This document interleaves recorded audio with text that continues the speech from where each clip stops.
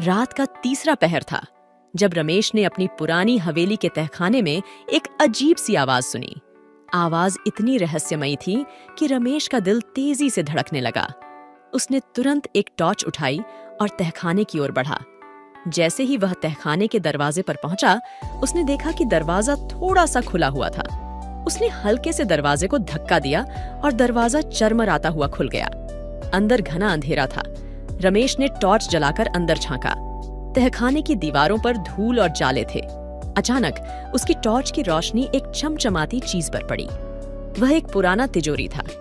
रमेश ने नजदीक जाकर तिजोरी को खोलने की कोशिश की, लेकिन तिजोरी पर जंग लगी थी।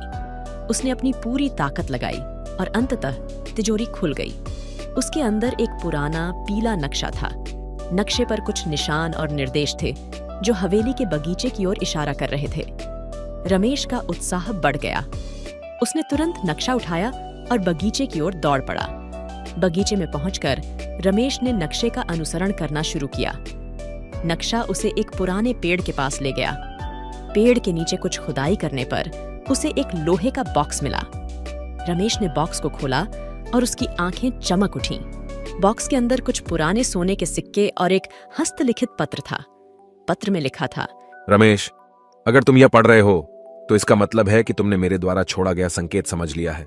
यह खजाना तुम्हारे पूर्वजों का है। इसे सही तरीके से इस्तेमाल करना।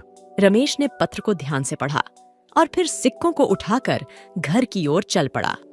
रास्ते में उसे लगा कि कोई उसका पीछा कर रहा है। उसने पीछे मुड़कर देखा, लेकिन वहां कोई नहीं था। उसका दिल तेजी से धड़कने लगा। उसने अपनी चाल बढ़ा दी और जल्दी से हवेली के अंदर पहुंच गया। जैसे ही उसने दरवाजा बंद किया, एक जोरदार धमाका हुआ। रमेश चौंक कर पीछे मुड़ा। उसने देखा कि तहखाने का दरवाजा फिर से खुला हुआ था। इस बार उसने अपनी पूरी हिम्मत जुटाई और तहखाने में गया।